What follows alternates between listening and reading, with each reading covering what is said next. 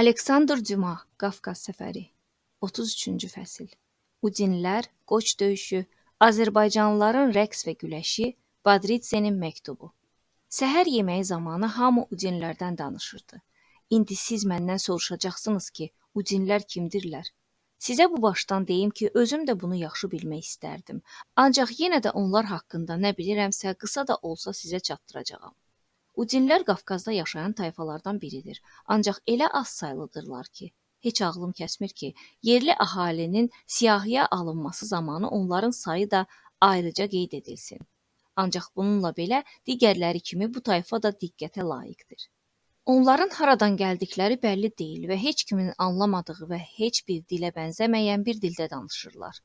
Özləri də bu qeyri-müəyyənlikdə itib batırlar. Ha əlləşsələr də yeni bir şey öyrənə bilmirlər. Onlar özlərini tək halda Udin, cəm halda isə Udinlər adlandırırlar. Moisey Xarinatsi tarix əsərində Udinlərdən danışır. Ancaq onların mənşəyini açıqlamır və hətta bu tayfanın hansı dil ailəsinə aid olmasını belə müəyyənləşdirə bilmir. Nəhayət keçən il Rusiya Elmlər Akademiyasının üzvlərindən biri Sankt-Peterburqdan Qafqaza göndərilir ki, Udin dilində olan bütün mahnıları və yazılı abidələri toplasın. Orada həmin adama nəinki latın dili, hətta öz doğma rus dili də kömək edə bilmir və o, əliboş Sankt-Peterburqa qayıdır. Udinlərin sayı təxminən 3000 nəfərə qədərdir. Onların bu dediyimdən az, yaxud çox olduğunu heç özləri də dəqiq bilmirlər. Onlar iki kənddə yaşayırlar. Biri Nuxadan 40 verst aralıda yerləşən Vartaşendir ki, burada 120 gürcü, 100 erməni və 69 Azərbaycanlı ailəsi yaşayır. İkincisi isə Vartaşenin 30 verstliyində Şamaxı tərəfdədir. Orada Udinlər və Azərbaycanlılar, həm də ermənilər yaşayırlar. Biz əhalini aid olduğu dini təriqətə görə müəyyənləşdiririk. Udinlərin ayrıca dini olmadığından bir qismi Yunan, bir qismi isə müsəlman dininə ibadət edirlər. Mən Udinlərdən heç olmasa birini görmək istəyirdim. Knyaz Tarxanov elə həmin dəqiqə göstəriş verdi və bir Udin tapıb yanıma gətirdilər. Bu bəstəboy, gözləri qaynayan, qara saqqal, təxminən 30 yaşlarında bir kişi idi. O Nuxada müəllim işləyirdi. Mən ondan Udinlərin haradan gəldikləri və mənşələri haqqında nə düşündüklərini soruşduqda belə cavab verdi ki, bu ümumi və başlıca sualın cavabı belədir ki, onlar Nuhun nəvələrinin birindən törəmiş və daşqından sonra burada qalmışlar və onların danışdıqları dil də qədim olduğuna görə müasir xalqların heç birinə məlum deyildir. Görünür bu, Peyğəmbər nəslinin danışdığı bir dil olubdur. Onun adı Sorgi Bejanov idi. Mən ondan Udin dilində adi sözlərdən bir neçəsini deməyi xahiş etdim. Elə sözlər ki, ya qonşu, ya da əvvəlki dillərin kökünə aid olur və Allah sözündən başladım. Mən Allah sözünü orfoqrafiya qaydası ilə yox, Udincə tələffüsünə görə yazıram. Beləliklə Udincə Allah, Vik Hats Hund, çörək şum, su ke, torpaq kul deməkdir. Onların dilində səmanın, göyün adı yoxdur və Azərbaycanlıların göy sözündən istifadə edirlər. Ulduza xabun, günəşə bek, aya xas deyirlər. Keçmiş Hind müharibələrindən bu günə qədər qalan Hind dilində kişi cinsində lingam, qadın cinsində juni deyilən sözlər Udin dilində kişi cinsində kxol, qadın cinsində isə kxnut kimi tələffüz edilir. Udincə adama adamar, qadına isə çubuq deyilir. Dilçilikdə naşı bir adam kimi mən bacardığımı etdim. Əlimi atıb ağacdan bir qoz qopardım. Onun qabığını soymaq isə alim dostum Sasinin işidir. Mən nahara qədər həmin Udini saxladım və yuxarıdakı sözlərdən əlavə ondan heç nə öyrənə bilmədim.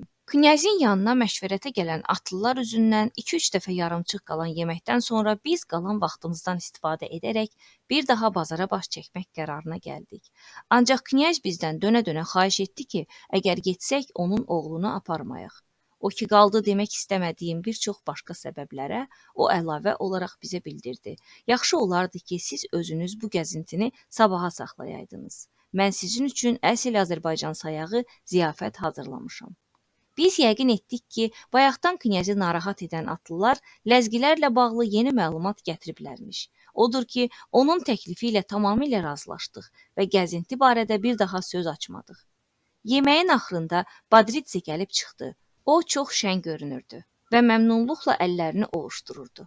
Badritsi knyaza nəsə işarə elədi və hər ikisi qonşu otağa keçdilər. Sonra knyaz tək qayıtdı. Badritsə həmin otağın eyvana açılan qapısından çıxıb getmişdi. Biz süfrənin arxasından qalxdıq və qəhvə içmək üçün eyvana çıxdıq. Həyətdə bir nəfər dayanmışdı. Yanında isə bir sarı qoç vardı. Qoç həmin adamın ətrafında dövrə vuraraq fırlanır, sanki knyazın qara qoçunu döyüşə çağırırdı. Məlum oldu ki, Azərbaycanlıların gecə ziyafəti qoç döyüşü ilə başlanmalıdır. İvan atasının bütün sirlərini açaraq bizə dedi ki, qoç döyüşündən sonra Azərbaycan milli rəqsləri və güləş bir-birini əvəz edəcək və sonra hamı içəriyə ziyafət salonuna keçəcəkdir. Həmin bu təntənəli ziyafətə adlı-sanlı xanımlar da dəvət olunmuşdular və onlar qaytağı rəqsini oynayacaqdılar. Doğrudan da qonaqlar yığışmağa başladılar. Yaxın qonşular piyada, o birilər faytonda, 5-6 nəfər isə atla gəlib knyazın 100 addımlığında dayandılar. Şərqlilər başqa vasitə olmayanda piyada gəzərlər. Bütün qonaqlar, kişilər, qadınlar adət üzrə salamlaşdıqdan sonra keçib tamaşa zalının yuxarı yarısını xatırladan aynabənddə öz yerlərini tutdular. Qadınlardan bir neçəsi xüsusi gözəllikləri ilə diqqəti cəlb edirdilər. Demək olar ki, bütün dəvətlilər saat 6-ya qədər gəlmişdilər. Bu vaxt 40 nəfər milis həyətə daxil oldu. Bunlar gecələr Knyaz Tarxanovun evini əhatəyə alıb, həyətdə və qapıda keşik çəkənlər idilər. Gözətçilər təyin olundu. Qalan milislər isə qoçu saxlayan adamı dövrəyə aldılar. İşarə verildi. Hamı döyüş meydanını genişləndirmək, vuruşanlara sərbəstlik vermək üçün kənara çəkildi. Gənc knyazın xidmətçisi, başqa sözlə desək, səhər-axşam onun keşiyində duran, bir dəqiqə də olsun gözdən qoymayan Nikolay qara qoçun buynuzundan yapışdı və onu sarı qoçdan 10 addım araladı. Sarı qoçun yiyəsi də öz növbəsində öz qoçunu qara qoçun qabağına çəkdi. Onu sığalladı, qucaqlayıb bağrına basdı. Bu vaxt hay-küy səsləri döyüşən qoçları cuşa gətirdi. Əslində onları belə qızışdırmağa ehtiyac yox idi. Elə ki, qoçlar özlərini sərbəst hiss etdilər, iki cəngavər kimi bir-birinin üstünə atıldılar. Onlar döyüş meydanının ortasında qarşılaşdılar və alınlarını bir-birinə çırpdılar. Zərbə küt ancaq güclü idi. Daha doğrusu, bu qoç adlı qədim döyüş alətinin çıxartdığı səsi xatırlatdı. Hər iki döyüşçü dal ayağını yerə möhkəm dirəyərək bir addım da olsun geri çəkilməməyə çalışırdılar. Sonra onlar aralandılar və qara qoç başını dik tutaraq, sarı qoç isə başını bulayıb qulaqlarını sallayaraq öz sahiblərinin yanına əvvəlki yerlərinə gəldilər. Milislər, evin bütün xidmətçiləri daxil olmaqla qoç döyüşünə baxanlar arasında böyük hay-küy eşidildi. Sarı qoçun qulaqlarını yellətməsi, başını bulaması tamaşaçılara pis əlamət kimi görünmüşdü. Bizim dayandığımız yerdən yuxarıdan baxanda həyət mənzərəli səhnəni xatırladırdı. Həyətə doluşan cəmaatın arasında 3 dəvəsi olan bir sarban da vardı.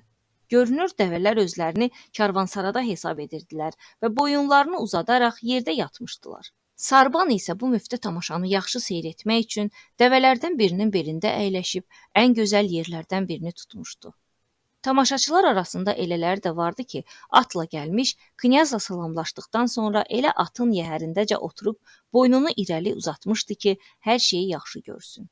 İri dördkünc örpəyə bürünmüş Azərbaycanlı xanımlar və ağ uzun don geymiş erməni qadınları ayaq üstə heykəl kimi dinməz dayanmışdılar. 30-a yaxın milis günəşin qürub şəfəqləri altında bərk vuran silahları ilə çox sadə, laqeyd görkəmlə qabaqda dövrə vurub dayanmış, onların qabağında bir neçə oğlan uşağı çömbəltmə oturmuşdu. Arxa cərgədə isə bu tamaşaya o birilərindən daha maraqla baxan bir neçə qadın gözə dəyirdi. Burada təxminən 100 nəfərə qədər tamaşaçı var idi. Göründüyü kimi bu meydanda qalibi ruhlandırmaq və məğlubu fitə basmaq üçün istənilən qədər adam toplaşmışdı. Mən məğlubiyyət deyərkən zamanı biraz qabaqlamış oluram. Hələ sarı qoç bundan uzaq idi. O yalnız qulaqlarını şəkləyib şappıldatmışdı. Vəssalam. Etiraf etmək lazımdır ki, başını silkələyib qulaqları şappıldatmağın səbəbi qoçun aldığı zərbə olmaya da bilərdi. Sarı qoçun məğlub olacağı hələ biraz şübhəli idi, çünki sahibi onu güclə tutub saxlayırdı. Ancaq bununla belə deyəsən qoçundan onun da gözü su içmirdi. İkinci zərbə birincidən daha qüvvətli oldu. Bu dəfə sarı qoçun dizləri büküldü. O ayağa qalxdı və bir addım gerilədi. Açıq aydın görünürdü ki, üstünlük qara qoçun tərəfindədir. Üçüncü zərbə bu üstünlüyü daha da qətiləşdirdi. Sarı qoç bu dəfə təkcə qulaqlarını deyil, başını da silkələdi. Qara qoç rəqibinin toxtamasına imkan vermədən qəzəblə üstünə şığıyır və arxadan, yandan, alnından elə möhkəm vururdu ki, hər zərbədə rəqibi yıxılırdı. Məğlub qoç artıq müvazinətini itirmişdi. Sarı qoç hara gəldi qaçır, görünür canını qurtarmaq üçün yer axtarırdı. Qara qoç isə onun ardınca cumub yaxalayır, onu kəllələyirdi. Qalibi hər tərəfdən alqışlayırdılar. Beləliklə qaranlıqda döyüşü, daha doğrusu məğlubiyyəti izləyən insan axını həyətə doluşurdu. Nəhayət sarı qoç həyətdəki arabalardan birinin altına girib özünə sığınacaq tapdı. O təkcə uduzduğunu boynuna almırdı, eyni zamanda aman diləyirdi. Elə bu vaxt küçədən Azərbaycanlı nağara zurnasının səsi eşidildi. Birdən-birə hamı səsini kəsdi. Hələ də çoxu bunun çalğı səsi olub-olmadığını kəstirə bilmirdi. Sonra bunun doğrudan da musiqi səsi olduğu anlaşıldı və səsin getdikcə yaxınlaşdığını görən cəmaət qapıya tərəf götürüldü. Həyət bir andaca boşaldı. Ancaq çox keçməmiş həyət əvvəlkindən daha artıq adamla doldu. Qapıda əllərində məşəl tutan 2 adam göründü. Onların arxasında 4 çalğıçı, onların ardınca isə əlində məşəl tutan daha 2 adam da içəri girdilər. Arxada 3 rəqqas gəlirdi. Rəqqasların dalınca isə ayrı bir dəstə gəlirdi. Görünür bunlar bayaqdan qoç döyüşünə tamaşa edənlər deyildi. Küçədə oynaya-oynaya gələnlərə qoşulanlardı. Bu təzə dəstə bütün şəhəri dolaşaraq knyazın evinə qədər gəlib çıxmışdı. Oynayanlar gəlib düz knyazın eyvanının önündə dayandılar və knyazı salamladılar. Dəstə urra dedi və dövrə vurub dayandı. 4 məşəlçi tamaşa meydançasını kifayət qədər yaxşı işıqlandırmaq üçün özlərinə münasib yer seçib dayandı. Hər 2 rəqqasın əlində qısa, lakin ağır çomaq var idi. Üçüncüsü qövs şəkilli, kamana oxşar bir şey tutmuşdu və onun üstünə dəmir pulcuqlar düzülmüşdü ki, onlar titrədikcə musiqiçilər ahənglə oynayırdılar. Çalğıçılardan ikisi zurna çalırdı deyəndə səhv edirəm. Doğrudur, hər ikisi çalırdı, amma əslində onlardan biri çalır, o birisi isə züy tuturdu. Belə bir musiqi aləti dərindən nəfəs alan musiqiçini dəhşətli dərəcədə yorub əldən salırdı. Təkcə öz milli musiqi alətində çalan gürcünün köksü enib qalxarkən heç vaxt yorulmaq bilmirdi. Mən Azərbaycanlıların sinəsi haqda bunu deməliyəm ki, bu sinə nə qədər möhkəm dözümlü olsa da, zurnaçılar tez-tez bir-birini əvəz etməyə ehtiyac duyurdular. Musiqinin ilk sədaları altında get-gedə qızışan rəqs təxminən yarım verst aralıda eşidilən atışma səsləri ilə birdən-birə dayandı. Rəqs edənlərin ayağı havada qaldı. Zurnaçılar, nağaraçılar dayandılar. Milislər dövrəni tərk edib silahlarının üstünə atıldılar. Yasavullar həmişə yəhərli olan atlarına tərəf qaçdılar. Həyətə yığılan tamaşaçılar, aynəbənddəkilər sanki gözləri ilə bir-birindən nə baş verdiyini xəbər alırmış kimi baxışdılar. Uşaqlar, heç nə yoxdur, boş şeydir, knyaz ucadan dedi. Badridzedir. Öz milislərinə güllə atmağı öyrədir. İşinizdə olun, ey, siz, oynayın. Hə, başladıq. Yoxsa bu ləzgilərdir deyə mən gənc knyazdan soruşdum. Bəlkə də o cavab verdi. Ancaq Badridze oradadırsa narahatçılığa əsas yoxdur. Sonra o da rəqs edənləri və çalğıçıları ürəkləndirmək üçün bir neçə kəlmə dedi. Zurnaçılar zurnalarını üfləməyə, nağaraçılar nağaralarını döyəcləməyə, rəqqaslar isə oynamağa davam etdilər. Tədricən hər kəs öz yerini tutdu və bayaqki güllələrə cavab olaraq ara-sıra atəş səsləri eşidildi. Ancaq buna artıq əhəmiyyət verən yox idi. Həqiqətən də Azərbaycanlı rəqsi olduqca qeyri-adi və maraqlıdır. Əlində toppuz, gürz olan 2 rəqqasın hərəsi meydançanın bir tərəfində dayanmış, kamana oxşar musiqi aləti tutan adam isə meydançanın ortasında durmuşdu.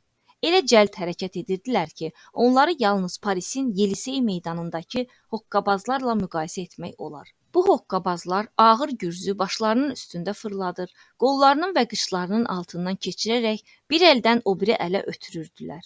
Üçüncü rəqqas isə min cür oyundan çıxır, əlindəki kamanın dəmir həlqələrini cingildədərək musiqini daha da canlandırırdı.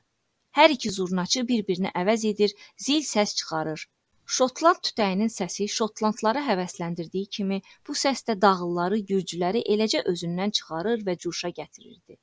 Sanki bu musiqi rəqs edənlərin əzmini 2 qat artırır, onları fövqəladə hərəkətlər etməyə sövq edirdi. Bu hərəkətlər 15 dəqiqəyə qədər davam etdi. Bizlərdən ən məharətlisi belə hərəkətlərə 2-3 dəqiqədən artıq tab gətirə bilməzdi. Rəqs edənlər adət etdiklərindənmi, ya nədənsə zərrə qədər də olsa yorğunluq hiss etmirdilər. Nəhayət musiqiçilər dayandılar, rəqs edənlər də həmçinin. Bütün şərq rəqslərində olduğu kimi çomaqla rəqs də sadə və adi bir oyundur. Burada hər şey yalnız çomağı irəli-geri hərəkət etdirməkdən ibarətdir. Bu rəqsdə müəyyən edilmiş qayda, qanuna uyğunluq yoxdur. Hər şey oynayan adamın çevikliyindən asılıdır. Ancaq rəqqas bizdə olduğu kimi yerdən qalxmağa qətiyyən cəhd göstərmir və bu rəqsdə ayaqlar qədər qollar da əsas rol oynayır. Rəqsdən sonra güləş olmalı idi. Bayaqdan meydanda rəqs edən bu rəqqaslar üst köynəklərini çıxarıb bir kənara tulladılar. Əyinlərində təkcə enli-balaq tumanları qaldı. Sonra gedib knyazın qənşərində dayanıb ona baş əydilər. Bundan sonra yerdən torpaq götürüb əllərinə sürtüb ovuşdurdular və vəhşi dağ kəlləri kimi kəllə-kəlləyə dayanıb bir-birinin üstünə atıldılar. Yeri gəlmişkən onu da deyək ki, güləş tamamilə sadə və yekrəng bir oyundur. Əgər ömründə kürəyi yerə dəyməyən Matveti və Rabasonu görmüşsünüzsə, təsəvvür edin ki, Azərbaycanlı pəhləvanları da görübsünüz və onları Alkidin və Kortonlu Milonla da müqayisə edə bilərsiniz. Eyvanın altında gedən güləşin ən qızğın yerində seyirçilərin çoxluğundan meydançanın getdikcə daraldığı və hamının bütün diqqətinin güləşənlərə cəmləndiyi vaxtda bir də gördük ki, bir nəfər həyətin qaranlıq küncündən cəmaatı yara-yara qabağa gəlir. Əlindəki dəyənəyin ucuna isə nəsə taxılıb. Həmin adam həyətin ortasındakı dairəyə yaxınlaşdı. O, irəlilədikcə adam əlindən tərpənmək mümkün olmayan həyəti işıqlandıran məşəllərin gür işığında dəyənəyinin başına bir insan başının keçirildiyini görmək olurdu. Dəyənək görünmədiyindən sanki bu baş da digər tamaşaçılar kimi qabağa gəlib özünə yer etməyə, güləşə baxmağa can atırdı. Həmin adam güləş meydanına daxil oldu və gətirdiyi qəniməti unudaraq baş əyib təzim etdi. Bu vaxt hər şey aydın görünürdü. Həmin adamın üst başı başdan ayağa qana bulaşmışdı. Dəyənəyinin ucunda təzə kəsilmiş bir baş gətirmişdi və həmin bu başın gözləri hələ də açıq idi. Ağzı isə əyilmişdi. Saçları qırxıldığından bu başın sahibinin ləzgi olduğu bilinirdi. Dərin yara başı ortadan ikiyə bölmüşdü. Moyne sakitcə dirsəyi ilə məni dürtmələdi və başı göstərdi. Lap yaxşı görürəm, dedim və əlimlə gənc knyazın qolundan çəkdim. Bu nədir deyə soruşdum. O cavabında hə dedi. Bu Badridzenin işidir. Nökəri Həlimlə bizə vizit kartını göndərib. Bu vaxt artıq hamı həmin başı görmüşdü. Qadınlar bir addım geri çəkildilər, kişilər isə qabağa keçdilər.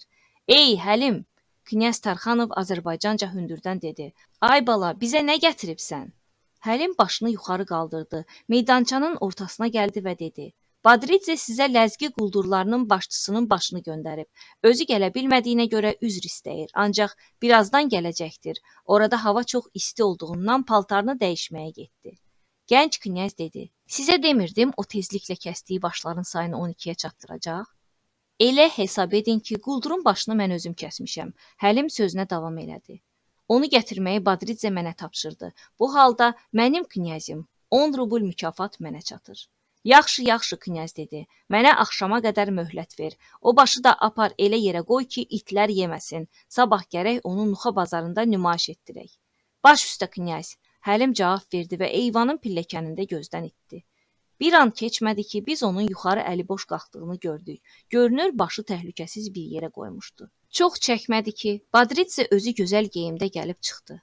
Ləzgilər onlar üçün hazırlanmış tələyə düşmüşdülər. Badridze isə öz adamlarına onları gülləyə tutmağı əmr etmişdi və ləzgilərdən üçü elə yerindəcə ölmüşdü. Deməli, bizim eşitdiyimiz atışma səsləri oradan gəlirmiş. Ləzgilər müqavimət göstərmişdilər, ancaq Badridze onların başçılarının üstünə atılmış və əlbəyaxa döyüşmüşdü. O xəncər zərbəsi ilə ləzgi rəqibinin kəlləsini parçalamışdı. Başçılarının öldüyünü görən ləzgilər qaçmağa üz qoymuşdular. Artıq bu baş barədə danışmağa dəyməz və birazdan qadınların qaytağı rəqsi başladı. Bununla belə saat 11-ə yaxın yenə bir hadisə baş verdi. Biz Həlimin narahat halda vurnuxduğunu gördük. Açıq aydın görünürdü ki, o nəsə qiymətli bir şey itirib və gözü orada-burada idi. Axı Həlim nəyi axtarır? Mən gənc knyazdan soruşdum. O nökərdən nəsə soruşdu və gülərək qayıdıb dedi. O başı haraya qoyduğunu yaddan çıxarıb dedi. Elə güman edir ki, onu oğurlayıblar. Sonra nökərə tərəf çevrilərək, axtar Həlim, axtar. Sanki o bu sözləri itinə deyirdi. Həlim doğrudan da başı axtarmaq üçün çıxdı və çox axtarandan sonra onu tapdı. O gətirdiyi başı dəhlizin qaranlıq bir küncündəki kürsünün üstünə qoyubmuş. Təntənəli ziyafətə dəvət olunan qonaqlar dəhlizin küncünə qoyulmuş kürsüdəki başı görməmiş, kürklərini soyunub onun üstünə atıblarmış. İndi isə hamı gedərkən öz paltarını götürmüş, baş da axırıncı kürkün altından çıxmışdı. Yaxşı əylənə bildinizmi? İvan məni otağıma müşayiət edərkən soruşdu. Təsəvvür etdiyimdən də yaxşı oldu deyə ona cavab verdim. Sabahı gün ləzgilərin başçılarının başı adı və nə şəraitdə öldürüldüyü ətraflı qeyd olunan yazı ilə birlikdə Bazar küçəsinə qoyulmuşdu. 34-cü fəsil. Vidalaşma. Dediyimiz kimi Nuxa valehedici şəhər və ya bizim təbirimizlə desək, insanı heyran edən böyük bir kənddir. Bura aprel ayından oktyabra qədər əhalisinin sayı 12 mindən 60 minə qədər artan bir yaylaq yeridir. Həqiqətən də kim buranın zümzüməli bulaqlarının başında sığınacaq axtarsa, bu yerlərin nəhəng ağacları öz kölgəsini ondan əsirgəməz. Nuxanın əsas ticarət sahəsi ipəkçilikdir. Şəhərdə ipək fabriki vardır ki, hər il yalnız xam ipəkdən 60 milyon rubl gəlir əldə edilir. Nuxanın evlərini kölgəsinə alan ağacların çoxu tut ağaclarıdır ki, həmin bu ağacların atlas yarpaqları ilə barama qurdu yemlənir. Bu baramalardan toxunan ipək isə ölkənin əsas sərvətini təşkil edir. İl yarımın söhbətidir. İtaliyanın Piemont və Milan şəhərlərinin cənubunda xəstəlik yayıldığından barama qurdlarının demək olar ki, 1/4 hissəsi tamamilə tələf olur və 2-3 nəfər tacir barama toxumu almaq məqsədi ilə oradan Nuxaya gəlir. Nuxada onlara barama toxumu satmaqdan imtina edirlər. Onların niyyəti rəqabətdən yayınmaq imiş. Bu vaxt İtaliyalı tacirlər ləzgilərə müraciət etməyə məcbur olurlar. Tiflis teatrında dekorasiyaçı rəssam işləyən və demək olar ki, Qafqazın bütün dialekt və şivələrində danışan Ferrari adlı bir nəfər bu macəra xarakterli səfərə qoşulmaq qərarına gəlir. O, dağlı kimi geyinir və özü ilə 200 min frank məbləğində qızıl və gümüş pul götürüb yola düşür. Dikbaş ləzgilər yalnız qızıl və gümüş pulla alver edirlər. Rusun kağız rubluna heç nə satmırlar. Həmin bu Ferrarinin sövdələşməsi nəticəsiz qalmır. İtaliyalılar ipək emalatxanalarını yenidən işə salmaq üçün Qafqazdan istənilən qədər toxum aparmağa nail olurlar və Avropada ipəkçiliyə dəyən ziyanı artıqlaması ilə ödəyə bilirlər. Şübhəsiz ki, öz qoyunlarını, ipək məmulatlarını və mahud parçalarını satmaq üçün Nuxaya gələn itaətkar ləzgilərin arasına hökumətə tabe olmayan üsyankar ləzgilər də rahatca qarışa bilirlər. Aran və yaylaq ləzgiləri bir-birlərini çox yaxşı tanıyırlar. Ancaq onlar heç vaxt özlərindən çuğulluq eləməzlər. Hökumətə tabe olmayan ləzgilər bura quldurluğa, çapıb talamağa, qan tökməyə gəlirlər. Biz özümüz belə bir atışmanın şahidi olduq. Bu dəfə Nuxadakı bazar meydanında nümayiş etdirilən baş bu il 5-ci idi. İşin tərsliyindən ləzgilər də müsəlmandırlar. Deməli qəza-ı qədərə inanandırlar. Kəsilmiş baş ləzgilərə necə təsir göstərə bilər ki? Onun alnına əvvəldən belə yazılıbmış. Onlar belə deyirlər. Vəssalam. Ertəsi gün biz bazarda gəzəndə bu başa daha heç baxan yox idi. Nuxa küçələrində daim üsyankar ləzgilərlə itaətkar ləzgilərin qarışıq dolaşması həmişə Knyaz Tərxanovun oğlunun təhlükəsizliyinə görə narahatçılığına səbəb olurdu. Həqiqətən bizim şahidi olduğumuz o günkü dava bunun üçün əlverişli şərait ola bilərdi. Belə bir savaşın qızğın çağında qoldan qüvvətli bir adam çevikliklə hər hansı bir uşağın yaxasından yapışıb atının tərkinə qoyar və 4 nala çaparaq qaça bilərdi. Uşağın dəyəri 100 min rubl idi və ləzgi quldurları 100 min rublə görə hər an özlərini təhlükəyə atmağa hazır idilər. Bizim Parisin küçələrində qızardılmış kartof satanlar kimi Nuxa küçələrində də dükanların arasında gəzən kababçılar haqqında danışmağı az qala unutmuşdum. Evdə nə qədər yaxşı hazırlansa da, mən qızardılmış kartofdan danışıram. Bu, Pon Nöfdə hazırlanan kartofun yerini heç vaxt vermir. Eyni ilə Nuxada bişirilən kabab da bunun kimidir. Kababın elə gözəl ətri var ki, elə ki bu andıra qalmışın ətri burnuma dəydi, özümü saxlaya bilmirəm. Odur ki, artıq nahar etmiş olsam da bir neçə tikə kabab götürməyi Knyazdan xahiş etdim. Ey Nuxadan keçən səyyahlar, təmiz havada doyunca kabab yeyin. Qafqazda adam kababa etinasız yanaşır, o qədər iştaha ilə yemir. Ancaq sizin əlinizə belə fürsət düşsə, məsləhətim budur ki, ondan istifadə edin və doyunca kabab yeyin.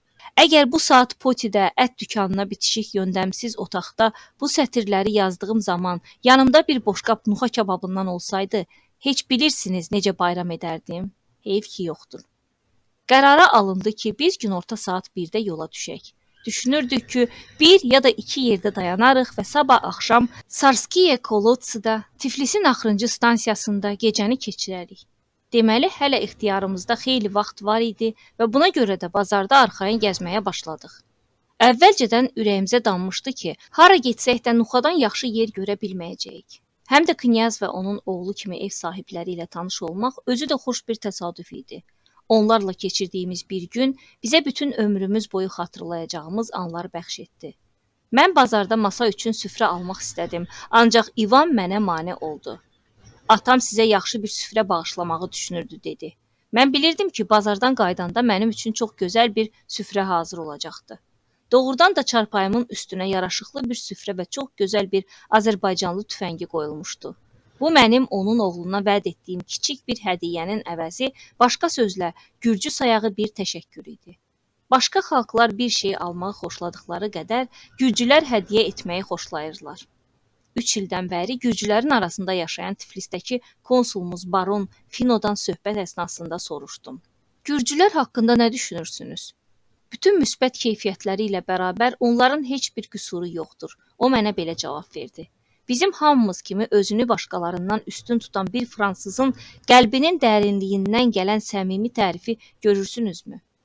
Cəsurluğu ilə tanınan Şeremetyev familiyalı bir rus mənə demişdi. Onları gərək döyüşdə görəsən. Elə ki, lənətə gəlmiş zurnalarının səsini eşitdilər, əslində bu zurna heç oyuncaqları da yerindən tərpətməz. Bu zaman onlar adi adam yox, göy qübbəsini yerindən tərpədən titanlara, cəngavərlərə dönürlər. Hələ onları süfrə arxasında görəsən. Heidelberg yeməkxanasında nahar edərkən bir gürcünün 12 parç pivə içdiyini xatırlayan bir nəfər hörmətli alman dedi. Onlar 15, 18, 20 şüşə çaxır içirlər və heç nə olmamış kimi gəzirlər. Fino da, Rus da, Alman da haqlı idilər. Mən ilk dəfə Bagrationla şərab içəndə özüm bunun şahidi olmuşam və o vaxt mənə elə gəldi ki, o artıq özünü itirəcək, ancaq yox, o qətiyyən artıq hərəkət etmirdi. Tiflisdə mən bir silah dükanında xəncər almaq istəyirdim. Eristov familiyalı bir knyaz yanında 4 nəfər nökəri ilə yaxınlıqdan keçirdi. Mən onu tanımırdım və o da ömründə məni görməmişdi. Ona mənim kim olduğumu dedilər. Belə olduqda o mənə yaxınlaşdı və rus dilmancıma dedi. Monsieur Dumaya deyin ki, bu adamlardan heç nə almasın. Ona kələk gəlib pis mal verəcəklər. Mən məsləhətə görə knyaz Eristova təşəkkürümü bildirdim və yoluma davam edərək onun kəmərindən asılmış xəncərə göz yetirdim. Evə qaydanda masamın üstündə Eristovun adı yazılan vərəqi və onun xəncərini gördüm. Xəncərin qiyməti 80 rubl idi, vərəqin isə qiyməti yox idi. Yadda saxlayın, İspanların əksinə olaraq sizə nəsə təklif edən gürcüyə imtina etmək olmaz. Bu onu təhqir etməkdir. Hər halda Knyaz Tarxanovun mənə bağışladığı süfrə və tüfəngi qəbul etməməyi heç ağlıma belə gətirmirdim. Həm də bunlar çox səmimi qəlblə təklif olunmuş şeylərdir. Nahar etdik. Heyhat, vaxt tamam idi. Günorta olmuşdu, saat 1-də yola düşməli idik. Knyaz bizi biraz da saxlamaq üçün bilmirdi ki, daha nə eləsin. Hannibal qapıdan nə qədər zövq alırdısa, mənim üçün də Moskva və Sankt-Peterburg elə idi. Yəni onlar bizim zövqümüzü korlayırdı. Mən indi vətənindən ömürlük didərgin düşməyə məhkum edilmiş, hara gəldi baş alıb gedən avara yahudiyə oxşayırdım. Sanki içimdən bir səs dayanmadan deyirdi, get, get, irəli. Knyaz bu vida yeməyinə Nuxada tanıdığımız hər kəsi dəvət etmişdi. Nəzakətsizlikdən adını unutduğum cavan həkimi, ilk görüşdəcə məndən Fransaya çatan kimi ona devimin istehsalı olan tüfənglərdən göndərməyi dönə-dönə xahiş edən zabiti. Əgər Qafqazda şan şöhrətinə qibtə edəcəyim bir adam vardısa, bu da həmin devim idi. Mən devimi həddindən artıq sevirəm. Onu böyük sənətkar kimi yüksək qiymətləndirirəm, ancaq bu qədər məşhur olduğunu ağlıma belə gətirməzdim. Mən zabitin təklifini, daha doğrusu sifarişini qəbul etdim. Əgər mənə bir daha Qafqaza gəlmək qismət olsa, ümidvaram ki, öz gəmimlə gələrəm və onu yalnız devimin silahları ilə yükləyərəm. Fransaya isə 1 milyonçu kimi qayıdaram. Süfrədən qalxdıq. Tarantas və minik arabaları hazır idi. Bundan əlavə knyazın da faytonuna at qoşdular. İvan öz adətinin əksinə olaraq atla getməkdən imtina etdi və faytona minmək istədiyini bildirdi. Bu da ondan irəli gəlirdi ki, mənimlə bir az da birlikdə olmaq istəyirdi. Bu gözəl uşaq artıq mənimlə möhkəm dostlaşmışdı və əlbəttə mən də ona qarşı eyni hissləri bəsləyirdim.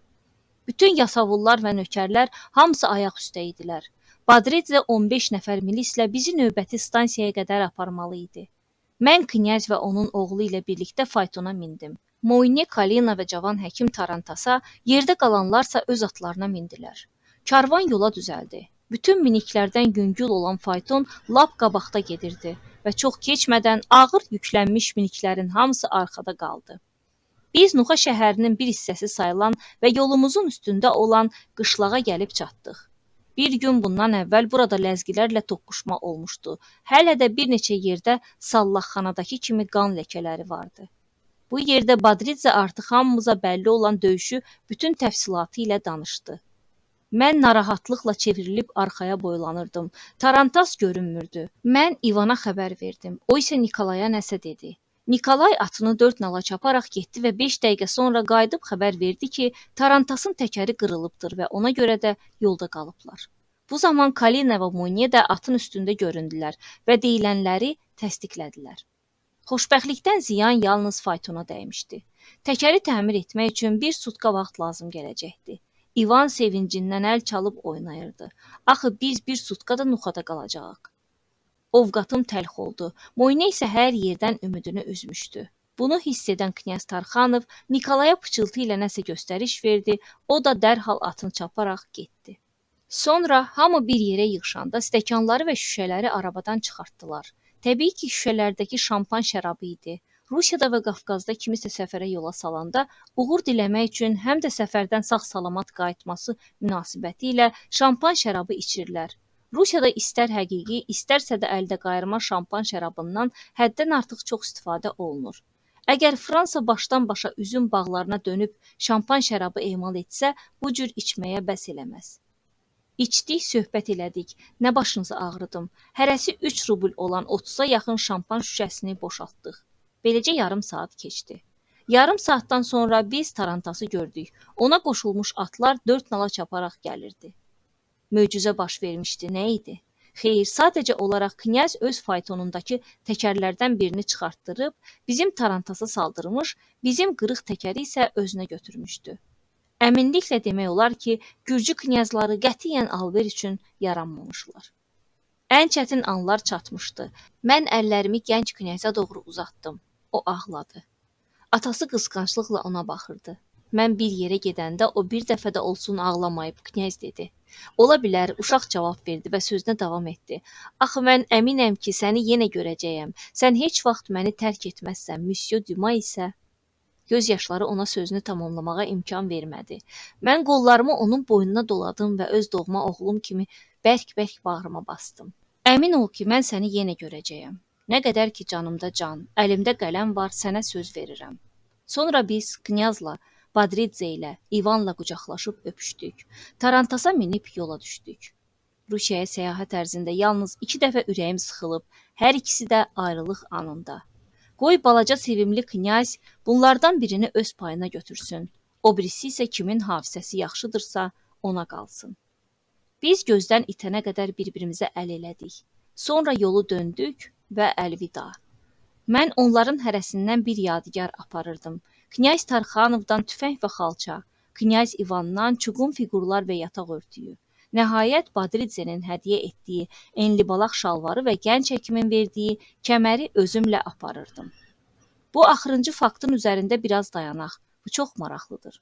Bizdə bədxərc adam haqqında belə deyirlər. O axırıncı şalvarına kimi nəyi varsa verər. Ancaq bu məcazi mənada işlənir. Fransada zərb məsələ çevrilən bu ifadə Gürcüstanda həqiqi anlamdadır. Dedim ki, Nuxada mən 2 dəst ləzgi mahudu almışdım. Fransaya qayıdan kimi həmin bu mahuddan Gürcü şalvarı tikdirəcəkdim. Bunu əvvəlcədən fikrimdə tutmuşdum. Çərkəzi çuxa və köynək sarıdan narahatlığım yox idi. Çünki Bagration onları Tiflisə göndərəcəyinə söz vermişdi. Ancaq biz şalvar barədə heç danışmamışdıq. Bəs nümunə olmadan Parisdə gürcü şalvarını necə sifariş elətdirəcəkdim? Bu fikir məni çox məşğul edirdi. Badritsenin əynində çərkəzi çuxa və gürcü şalvarı vardı. Badritsiyə deyin ki, mən knyaz İvandan xahiş elədim, onun şalvarına baxmağa icazə versin. Mən Fransaya qaydanda onun kimi birisini sifariş etmək istəyirəm. Və buna görə də onun şalvarını bütün incəliyinə, hissələrinə qədər öyrənmək istəyirəm. Knyaz mənim fikrimi Badritseyə çatdırdı. Badritse elə həmin andaca şalvarının kəmərini çəkib boşaltdı. Sağ ayağını azacıq qaldırıb əvvəlcə şalvarın sağ, sonra isə sol ayağını soyundu və sonra isə şalvarının aşağısını da yəhərdən çıxarıb onu mənə verdi. Mən əvvəldən axıra kimi onun hər bir hərəkətini böyük təbəssümlə izlədim. O nə edir? Mən gənc knyazdan soruşdum. Şalvarını sizə bağışlayır. Nə? Nəyi bağışlayır? Şalvarını. Şalvarını mənə verir. Bəli, məgər siz ona baxmaq arzusunda deyildiniz? Ona baxmaq istəyirdim. Daha demədim ki, şalvar mənim olsun. Bir halda ki verir, götürün. Yox, sevimli knyaz, mən igid Badritsenin şalvarını heç vaxt götürmərəm. Bilirsinizmi, götürməsəniz onu çox pərt etmiş olarsınız. Ancaq axı mən onun şalvarını götürə bilmərəm, bu mümkün olan iş deyildir. Yəhərin üstündə uzun çərkəzi paltarına bükülüb qalmış Badritse mübahisəyə qoşuldu və bir neçə kəlmə dedi. O nə deyir, mən soruşdum. O deyir ki, bu şalvar təptəzədir, arvadı tikib. Bu səhər ilk dəfə geyinib. Təkcə ona təəssüflənir ki, kəməri köhnədir. Qoy bunun dərdini çəkməsin, gənc həkim söhbətə qarışdı. Mənimki təzədir, dünən bazardan almışam. Götürün, knyaz mənə dedi. Görürsünüzmü, onun xətrinə dəyirsiniz. Doğrudan da Badritsenin sifətində narazılıq ifadəsi görünməyə başlayırdı. Lənət şeytana, ucadan dedim. Axı o, Nuxaya şalvarsız qayıda bilməz. Uzunboğaz çəkmələrdə və çərkəzi paltarda buna fikir verən kimdir? Knyaz mənə dedi. Mən yenə də tərəddüd edirdim. Yoxsa mən onu geydiyimə görə Müsyo Duma götürmək istəmir? Çox məyus olan Badritse dedi. Ona deyin ki, bizdə dost qədəhindən şərab içmək şərəf sayılır. Yaxşı, əgər belədirsə, Badritseyə dedim. Mən də sənin qədəhindən şərab içərəm. Mən onun şalvarını da, hələ üstəlik gənc həkimin kəmərini də götürdüm. Bax, beləcə mən Badritsenin şalvarını da götürüb yola düşdüm. Ancaq sonra onu geymək istəyəndə mənə qısa oldu. Düz bir qarışdan da biraz çox. Buna görə də Badritsenin qədəhindən şərab içmək şərəfi mənim əvəzimə Kalinaya nəsib oldu. Yeri gəlmişkən onu da deyim ki, şalvarsız qalan Badritse bizi müşayiət edən dəstəyə rəhbərliyi özündən aşağı rütbəli bir zabitə tapşırdı. 35-ci fəsil. Tsaritsa Tamaranın qəsri. Biz Nuxadan uzaqlaşdıqca təbiətin mənzərəsi genişlənir və bütün möhtəşəmliyi ilə gözlərimizin önündə canlanırdı. Nuxa Qafqaz sıra dağlarının əmələ gətirdiyi bir bucağa qısılaraq hər tərəfdən onu əhatə edən ağacların arasında görünməz olmuşdu. Kənarlardakı tək-tük evləri çətinliklə seçmək olurdu. Uca dağların zirvəsi qarla örtüləndə Nuxa daha əzəmətli bir görkəm alırdı. Biz Qafqazın ən gözəl bir vadisi ilə keçib gedirdik. Vadidən axan Alazan çayını 2 dəfə dayaz yerdən keçdik.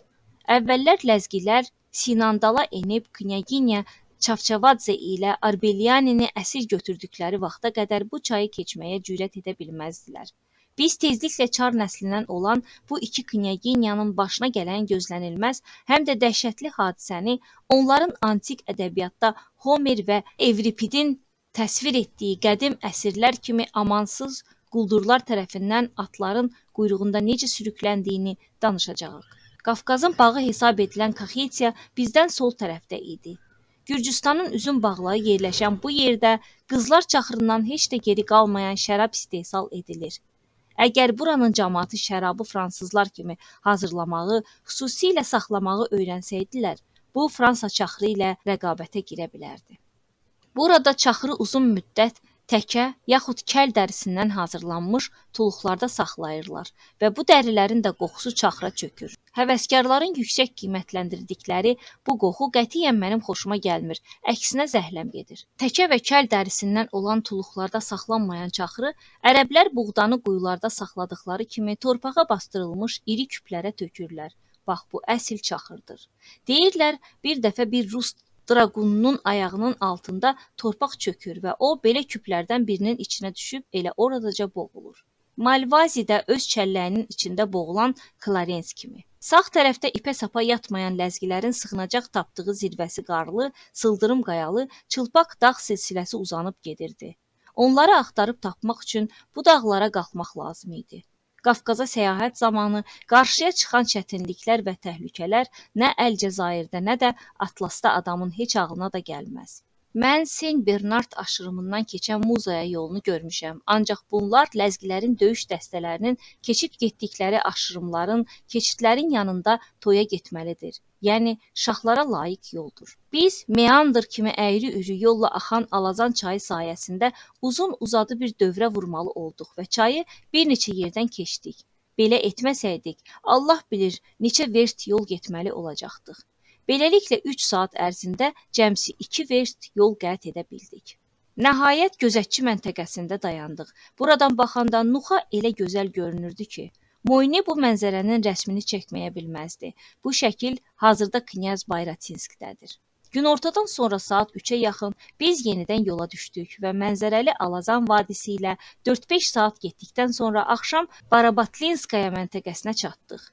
Biz belə şeylərə çoxdan adət etmişdik. Məntəqədə 2 taxta divan, 1 stol və 2 kətil vardı. Ancaq burada bizim alışa bilmədiyimiz bir şey də vardı. Bu da yeməyə heç bir şey tapmamamız idi. Xoşbəxtlikdən hələ 2 kəklik və bir qızardılmış dovşanımız var idi. Bunları da şamaxı ətrafında ov edərkən vurub saxlamışdıq. Biz lap tezdən sübh çağı yola çıxdıq. Nəyin bahasına olursa olsun, həmin axşam Sarskiyə, Kolotsiyə çatmaq istəyirdik. Mənim gündəliyimdə general Dandukov-Karsakovun öz əli ilə Peryeslavski polkunun komandirinə yazdığı 3 sətirdən ibarət məktub vardı. Biz günün çox hissəsini göz işlədikcə uzanıb gedən, hətta Kaxetiyanın da bir hissəsini tutan Usaday çöllərində keçirdik və nəhayət axşam tərəfi saat 7-də Sarskiyə, Kolotsiyə çatdıq.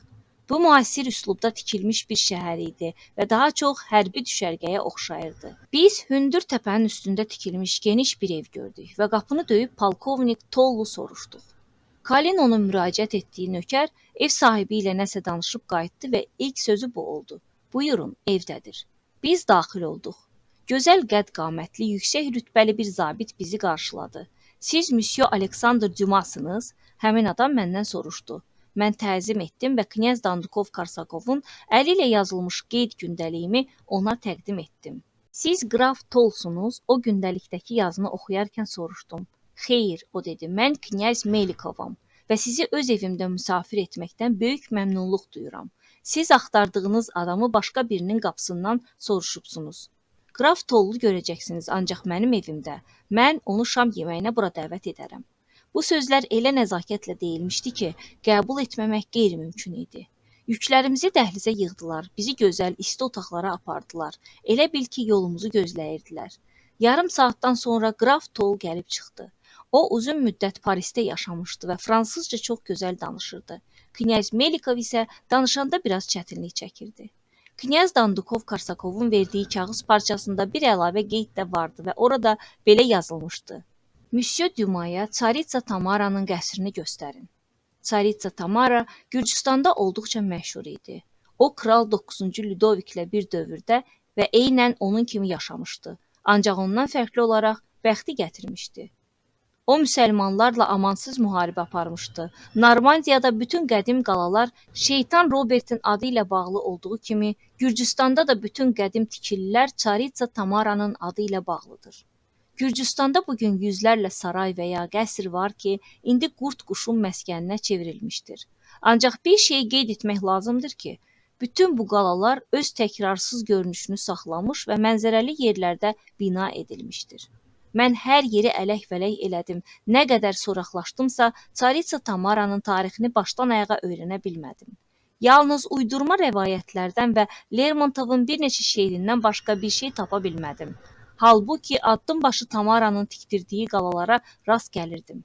Səhər saat 9-da biz süfrədən qalxdıq və evdən çıxanda artıq atlarımız yəhərlənmişdi. Günortaya qədər vaxtımız fransızca çox gözəl danışan qoca bir rəssamın şəkillərinə baxmaqla keçdi. Onun hansı millətə mənsub olduğunu deyə bilmərəm, ancaq etiqad etdiyi təriqətə gəlincə heç şübhəsiz ki, o Tamara pərəst idi. Bu rəssamın böyük albomundakı şəkillərdə 3 rəngdən istifadə olunmuşdu. Sarı, mavi və yaşıl. O bütün fikrini bu üç rəngin köməyi ilə ifadə edə bilmişdi. Bizim baxacağımız Tamaranın qəsrlərinin hamısının bütün tərəflərdən təsvirini verməyə nail olmuşdu. Biz atlara mindik və elə 20 dəqiqə sonra Çaritsa Tamaranın 4-5 verst aralıda yerləşən qəsrinin xarabalıqlarına çatdıq. Birdən dağın arxasında əzəmətli bir qəsr gözlərimizin önündə canlandı. Bu qəsr Alazan vadisinin üstündə yüksələn tənha, sıldırım bir qayada qürurla dayanmışdı. Üfüqdə dünən keçib gəldiyimiz zəncir kimi uzanıb gedən Qafqaz sıra dağlarının əsrarəngiz mənzərəsi görünürdü. Biz bu dağların lap ətəyində durmuşduq. Göylərə dəyən zirvəsi isə başımızın üstündə bizə meydan oxuyurdu. Göksündə açılan nəhəng yarıqlara baxanda qeyri-ixtiyari onun təkcə zamana deyil, hələ üstəlik neçə-neçə inqilablara, döyüşlərə və çevrilişlərə sinə gərdiyini düşünürsən. Moyne elə bizim dayandığımız yerdən onun rəsmini çəkdi. Yəqin ki, bu qoca rəssamın fırçasından yayılan yeganə nöqtə idi. Çaritsa Tamaranın qəsrindən 6 verst aralıda daha qəribə bir dağ yüksəlir. Qürub zamanı önündən keçdiyimiz bu dağ günəşin son şəfəqlərinin ecazkar işığı altında xüsusilə gözəl görünməsi ilə diqqətimizi cəlb etdi. Bu İlya dağı idi. Onun ətəyini duzlu gölün suları yuyur. Dağın düz ortasındakı geniş mağaranın içində yerli sakinlərin tez-tez ziyarət etdiyi kilsə vardır. Rəvayətə görə burada bir qarğa İlyaya yemək gətirərmiş və o həmin bu dağın zirvəsində öz əbasını şagirdinə verərək göyə uçmuşdur. Bu yol boyu eşitdiyimiz Tövratdan bizə məlum olan ilk əfsanə idi. Hiss olunurdu ki, Ermənistana yaxınlaşırıq. Evə qayıdarkən knyazin adjutantının əlində böyük albomla bizi gözlədiyini gördük. O da şəkil çəkirdi və ləzgilərlə son döyüşlərdə iştirak etmiş və çox maraqlı mənzərələr çəkmişdi. Bunlardan biri Qoruq Meyer dağının təsviri idi. Bu, son döyüş zamanı ləzgilərə çatmaq, onların cavabını vermək üçün rusların aşıb keçdiyi dağ idi. İkinci şəkildə Becit aulu təsvir olunmuşdu. Bu auldakı hər daxmanı tək-tək mühasirəyə aldıqdan sonra onu işğal etmişdilər. Oraya daxil olmaq üçün hər bir evi dağıtmaq, yerlə yeksan etmək lazım gəlmişdi. Axırıncı ev alınanda aulda bir dənə də olsa salamat ev qalmayıbmış. Üçüncü şəkil alovlar içində olan Kituri aulu idi. 1858-ci il avqustun 21-də alınan bu aulun qabağında General Vrevski 2 yerdən sinəsindən və ayağından güllə ilə vurulmuşdu. 10 gün sonra isə o aldığı yaralardan dünyasını dəyişmişdi. Ondan sonra polkovnik Kanganov əməliyyata rəhbərliyi öz üzərinə götürmüş, döyüşü davam etdirmiş, hücumla Didonu almış və daş üstündə daş qoymamışdı. Aulun 1000 nəfərə yaxın bütün əhalisi onlara təslim olmuşdu. Nəhayət 4-cü şəkildə kəsilmiş əllərlə bəzədilmiş ləzgi qapısı təsvir olunmuşdu. Bizdə fermaların qapısına canavar pəncələri mıxlandığı kimi bu qapının üstünə də kəsilmiş insan əlləri mıxlanmışdı. Bu qanlı qənimətləri xüsusi maddədə qaynadırlar və buna görə də onlar uzun müddət salamat qalır və həqiqi ələ oxşayır. Dido aulundakı evlərdən birinin qapısına 15 əl mıxlanmışdı. Bu ləzgi bəzəyi idi. Gözü tox olan başqa ləzgilər daha geniş ürəkli davranaraq belə əlləri məscidin qapısına mıxlamışdılar. Bu səbəbdən Dido məscidinin qapısına 200-ə qədər əl mıxlanmışdı. Yeri gəlmişkən ləzgilərin və ümumiyyətlə bütün müsəlmanların qəddar düşməni olan Tuşinlər böyük yürüşlərdə rusların tərəfində döyüşürlər və xristian olmalarına baxmayaraq müsəlmanlar kimi əsir götürdükləri düşmənlərin hamısının əllərini kəsirlər. Sonuncu yürüşdə Tuşinlərin başçısı 3 oğlu ilə bərabər rusların tərəfində döyüşürmüş. Döyüşdə onun böyük oğlu yaralanır. O bu oğlunu daha çox sevirmiş, onunla nəfəs alırmış. Daxildə ata qəlbi parçalansa da öz sevgisini biruzə vermirmiş. Atanın adı Şet idi. Bəlkə də bu fransızların Le Diable dedikləri şeytan sözündən götürülmüş bir addır. Oğlunun adı isə Grigori imiş. Yaralının yatdığı otağı ataya göstərirlər. Şet içəri girir. Şiddətli ağrıdan yaralı inildəyirmiş. Şet xalçanın üstünə uzadılmış oğluna yaxınlaşır, öz tüfənginə söykənib, yaralıya diqqətlə baxandan sonra qaşlarını çatıb soruşur. Mən bu dünyaya kişi gətirmişəm, yoxsa arvad? Kişi deyə Grigori cavab verir. Əgər belədirsə, Şet dillənir. Bəs nə üçün bu kişi inildəyir, ah nalə çəkir? Yaralı susur və səssiz, səmirsiz canını tapşırır. Ata oğlunun meytini götürüb stolun üstünə qoyur və soyundurur. Sonra o xəncərinin ucu ilə divarda 75 nişan cızır. Bundan sonra o oğlunun meyitini öz qohumlarından, dostlarından əli silah tutanların sayına uyğun olaraq 75 tikəyə bölür. Sən nə edirsən bu dəhşətli mənzərəni görən polkovnik ondan soruşur. Oğlum Qriqorinin intiqamını alıram deyə ata cavab verir. Bir aydan sonra mənə buradakı tikələrin sayı qədər ləzgi əli göndərəcəklər. Və həqiqətən də bir ay başa çatar-çatmaz ata qohum əqrabasından və dostlarından 75 ləzgi əli alır və özünün kəsdiyi 15 əli də bura əlavə edir. Cəmi 90 əl yığılır. Beləcə Qriqorinin qanı yerdə qalmır. Tuşinlər heç vaxt döyüşdə dostlarına kömək etmirlər. Bunu yalnız vuruşan adam özü kömək istəsə edirlər. Bu isə bir tuşin 3 nəfərə qarşı vuruşanda belə çox nadir hallarda baş verir. Bir tuşin Tiarnet kəndindən olan cavan bir qızı sevirmiş və onunla evlənmək arzusunda imiş. Başlıq üçün mənə neçə ləzgi əli gətirə bilərsən deyə qız oğlandan soruşur. Cavan oğlan xəcalətindən dinməz söyləməz geri dönür. Axı o indiyə qədər heç döyüşməmişdi. O Şetin yanına gəlir və dərdini ona danışır. Əvvəlcə öyrən gör o neçə əl istəyir. Şet oğlana deyir. Oğlan yenidən qızla görüşür və neçə əl istədiyini soruşur. Ən azı 3 deyə qız cavab verir. Cavan Tuşin qızın cavabını Şetə çatdırır.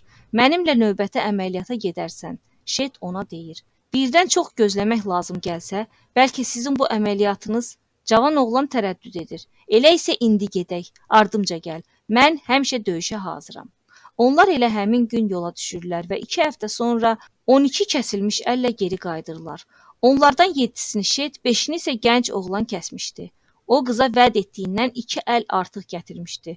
Buna görə də onun toyu böyük təntənə ilə qeyd olunur və bütün kənd bu toyda iştirak edir. Şetin gətirdiyi əllər arasında bir uşaq əli də vardı. Bu əl haradan idi? İndi mən bunu sizə nəql edəcəyəm. Şet ləzgilərin xortdanıdır. Analar uşaqlarını sakitləşdirmək üçün belə deyirlər. Bax, indi Şeti çağıraram. Bunu eşidən uşaqlar susur, cınqırlarını belə çıxarmırlar. Bir dəfə uşaqlardan birinin tərsliyi tutduğundanmı, ya Şetə inanmadığındanmı, elə hey ağlayır, kirmək bilmir. Bu əhvalat gecə baş veribmiş. Ana uşağını götürüb pəncərəyə yaxınlaşır. Onu açır və qışqırır. Şet, Şet, gəl bu ağlayan uşağın əlini kəs. Və uşağı qorxutmaq üçün ana onu pəncərədən çıxarıb həyətə tərəf tutur. Uşaq bağırır. Ana dərhal anlayır ki, bu fəryad qorxudan deyil. Ağrıdan yaranan bir qışqırıqdır və tez uşağı dartıb içəri salır. Ana yanılmamışdı. Uşağın sağ əli kəsilmişdi. Sən demə təsadüfən Şet həmin vaxt pəncərənin altında puskuda durubmuş və bu əlverişli fürsətdən istifadə edibmiş. Ah, bu adamlar nə qədər vəhşidirlər. Tiflisə çatmaq üçün hələ 120 vers yol qət etməli idik. Yolun kələ-kötür olması göstərirdi ki, Tiflisə sabah günorta yaxud saat 1-də çatacağıq. O da bir şərtlə ki, gərək gecəni dayanmadan yol gedəydik. 2 nəzarət məntəqəsində, yəni Çeroskaya və Siqnaxda hər şey istədiyimiz kimi oldu. Bizə at verdilər.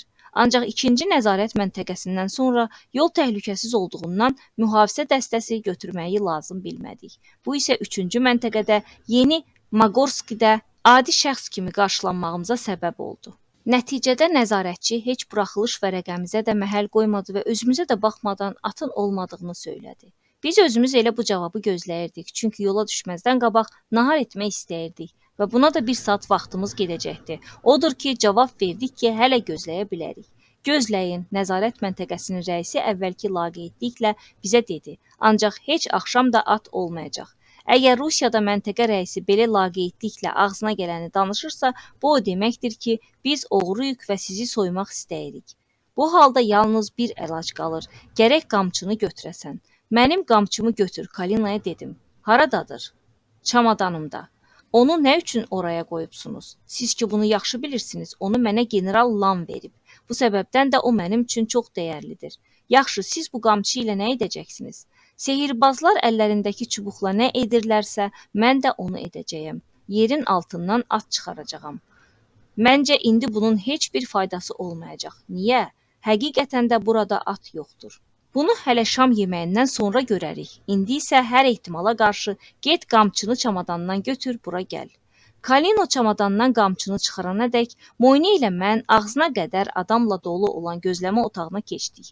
İçəridə iynə atsan yerə düşməzdi. Bir gücü knyazı oğlu ilə masanın bir küncündə soyutma toyuq yeyib araq içirdi. Onlar bizi görən kimi ayağa qalxdılar. Yaxınlaşıb onlarla birlikdə şam yeməyinə dəvət etdilər. Biz o şərtlə razı olduq ki, onlar da bizim yeməyimizə qonaq olsunlar. Əslində onlar üçün bu şərti qəbul etməmək daha sərfəli idi. Bizim yemək ehtiyatımız bir dovşan və 2 qızardılmış qırqovuldan ibarət idi. Bunlar Şamaxıdan çıxarkən ovladığımız və knyaz Melikovun aşpazının bişirib yola qoyduğu azuqədən qalmışdı. Bundan əlavə bir yekə tuluq çaxırımız da vardı. Yolçulardan bəziləri Maqorskidə dayanacaqlarını əvvəlcədən nəzərdə tutmadıqlarından qəmgin-qəmgin oturub çay içirdilər. Bu məntəqədə yalnız çay tapa bilmişdilər. Biz yeni tanışlarımızdan xahiş etdik ki, bu 2 nəfəri də süfrəmizə dəvət etsinlər. Qafqazda qonaqpərvərlik adi haldır. Odur ki, dəvət olunanlar bizimlə bir süfrəyə əyləşdilər. Yeməyimizdən yeyib tuluğumuzdakı şərabdan doyunca içdilər. Dovşan və 3 qırqovul son tikəsinə qədər yeyildi. Tuluqdakı 6-7 butulka kaxetiya çaxırından isə bir damla da qalmadı. Bundan sonra toqqasının altını bərkidən və içdiyi çaxırın təsirindən başını itirən Kalinaya qamçını götürüb ardınca gəlməyi əmr etdim. Nəzarət məntəqəsinin işçisi evin qabağındakı artırmada dirəyə söykənib dayanmışdı. Biz onun yanına çatanda ayaq saxladıq. Nəzarətçi çiyninin üstündən bizə saymaz yana nəzər saldı. Kalina, indi at tələb elə dedim. Kalina mənim tələbimi ona çatdırdı.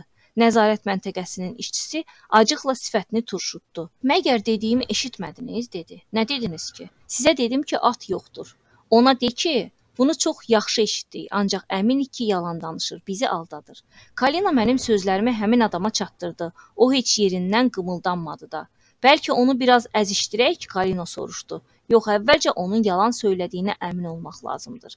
Əgər yalan danışırsa, onda necə? Onda döymək lazım gələcək. Bəs necə yoxlayaq ki, o aldadır ya yox? Çox asan, Kalino. Bunun üçün tövləyə baxmaq kifayətdir. Mən də sizinlə gedirəm, Moyne dedi. Mən yerindən tərpənməyən nəzarətçinin yanında qaldım. 5 dəqiqə sonra Kalino qayıdıb gəldi və qamçını qəzəblə havada yelədərək tövlədə 14 at var. Bax, indi onu döymək olar. Hələ yox, əzizim Kalino. Soruş gör, tövlədə 14 at ola-ola. O nə üçün bizə deyir ki, at yoxdur? Kalina mənim dediklərimi nəzarətçiyə çatdırdı. Bunlar o biri məntəqələrin atlarıdır. Hələ də yerindən tərpənməyən adam cavab verdi. Kalina, get əlinlə onların qarınlarının altını yoxla. Əgər tərlidirlərsə, bu adam düz deyir. Yox, tərli deyillərsə, yalan danışır. Kalinonun getməyi ilə qayıtmağı bir oldu. O yalan danışır, atların hamısı qupqurudur. Tər deyilən şey yoxdur. Belədirsə onu döyün, Kalina. Kalino vurmağa başladı. 3-cü zərbədən sonra həmin adam sizə neçə at lazımdır, dedi. 6. İndi onlar sizin qulluğunuzda olacaq, ancaq o birilərə heç nə deməyin. Ancaq təəssüf ki, artıq çox gec idi. Gözləmə zalındakılar bizim hay-küyümüzə axışıb gəlmişdilər. Daha onlardan gizlətmək olmazdı ki, biz 6 at götürmüşük və hələ 8 at da qalıb. Yolçular yerdə qalan atları da öz aralarında qardaş malı kimi bölüşdülər. 5 dəqiqə sonra tarantasımız və minik arabası artıq hazır idi. Yola düşməzdən qabaq biz axırıncı dəfə sağlıq deyib içdik. Gürcü knyazi və onun oğlu gəlib məni Tiflisdə tapacaqlarına söz verdilər. Biz arabalara mindik və atları çapıb yola düşdük. Sartıçalskidə dincimizi almaq üçün 2 saat dayandığımızı nəzərə almasaq bütün gecəni yol getdik. Sübh tezdən biz həmin məntəqəni tərk etdik. Gürcüstanın paytaxtına çatmaq üçün hələ qarşıda 35 verst yol vardı. Ancaq yollar elə acınacaqlı halda idi ki, yalnız saat 2-yə yaxın arabaçımız dağın zirvəsindən qalxan göyümtül dumanı və onun yaxınlığındakı bir neçə ağ nöqtəni göstərərək dedi. Bax, ora Tiflisdir. Onun sözləri sanki buna bənzəyirdi. Bax, bu Saturndur, yaxud bu Merkuridir. Axı bizdə belə bir fikir yaranmışdı ki, Tiflis nəsə əlçatmaz bir səma cismidir və biz bu planetə heç vaxt çata bilməyəcəyik. Hər halda hələ ki yaxınlıqda şəhərin, özü də ölkənin paytaxtının yerləşdiyini bildirən heç bir nişanə, əlamət gözə dəymirdi. Nə bir ev, nə əkin sahəsi, nə də bir ağac vardı. Göz işlədikcə ot tutub yanan səhra kimi çılpaq torpaqdan başqa heç nə yox idi. Ancaq birazdan önümüzdəki uca dağın üstündə uçub tökülən tikillərin qalıqları görünməyə başladı. Sonra mütərəqqi bir ölkəyə qədəm qoyduğumuzu isbat edən daha bir dəlillə qarşılaşdıq. Sağ tərəfdə 3 dar ağacı qurulmuşdu. Ortadakı dar ağacı boş idi. Qıraqdakılardan isə nəsə asılmışdı. Bunlar çuvallar idi. Biz bu aslanların nə olması barədə öz aramızda çox mübahisə etdik. Moyne iki ayağını bir başmağa dirəmişdi ki, aslanlar adamdır. Mən isə bunların adi çuval olduğunu iddia edirdim. Bizim aramızdakı bəhsə arabaçı son qoydu. Bunlar çuvala qoyulmuş adamlar idilər. Ax bu adamlar kim idilər? Bunu arabaçı da bilmirdi. Ancaq heç şübhəsiz ki, bunlar Mantion mükafatı ilə təltif olunmuşlar sinfinə aid deyildilər. Bu tapmacanın cavabını Tiflisdə öyrənmək ümidi ilə yolumuza davam etdik. Bununla belə səhər tədricən yaxınlaşırdı. Gözümüzə sataşan ilk tikili Sankt-Peterburqun girəcəyində olduğu kimi iki tör töküntü bina idi. Çox güman ki, bu həbsxana idi. Onların görünüşü kədərlə başımızı yellətməyimizə səbəb oldu. Çoxdandır həsrətlə gözlədiyimiz Gürcüstanın cənnət guşəsi kimi təqdim olunan Tiflis bu idimi? Xəyallarımız puça çıxmışdı. Dərindən köks ötürdük və bizim bu kədərli ahımız belə mənzərələri gördükdə haradasa etdiyimiz ufa kədərə qarışdı. Ancaq birdən sevincimizdən qışqırdıq. Yolun kənarında, uçurumun dibində Kür çayı kükrəyə-kükrəyə axırdı. Şəhər özü isə pillə-pillə dağın döşündə yerləşirdi. Evlər qorxudan ürküb hara gəldi qonan quşlar kimi dərənin dibinə səpələnmişdi. Biz bu dərənin dibinə necə, hansı tərəfdən enəcəkdik? Axı heç yol gözə dəymirdi. Nəhayət yol göründü, əgər buna yol demək olardısa. Ancaq biz buna fikir vermirdik. Hər addımda heyrətlə qışqırırdıq. Bura baxın, oradakı qəsri görürsünüz? Budur körpü, bu da qaladır. Bir ora baxın. Qarşımızda doğrudan da əsrarəngiz bir mənzərə açılırdı. Tarantasımız yel kimi şütüyürdü. Arabaçılar var gücləri ilə qışqırırdılar. Xabarda, xabarda. Görünür şəhərdə şadyanalıq olmuşdu, çünki küçələr adamla dolu idi. 2 nəfəri dar ağacından asmışdılar. Biz taxta körpünü keçdik. Bu asma körpü çaydan 60 fut hündürlükdə idi. Bunun necə salındığını deyə bilmərəm. Bizdən aşağıda Kürün sahilindəki qumluqda 100-ə yaxın dəvə vardı. Biz şəhərkənarı ərazini keçib şəhərə daxil olduq. Nəhayət Tiflisə gəlib çatdıq. Burada gördüklərimiz şəhər haqqında eşitdiklərimizə, indiyəcən olan təsəvvürlərimizə uyğun gəlirdi. Cənablar hara buyuracaqlar? Arabaçı soruşdu. Bizi Baron Finonun, Fransanın rəsmi nümayəndəsinin evinə apar, deyə cavab verdim. Bu sözdən sonra Tarantas necə sürətlə enmişdisə, ondan da böyük sürətlə cəmaatı yara-yara təpə yuxarı götürüldü.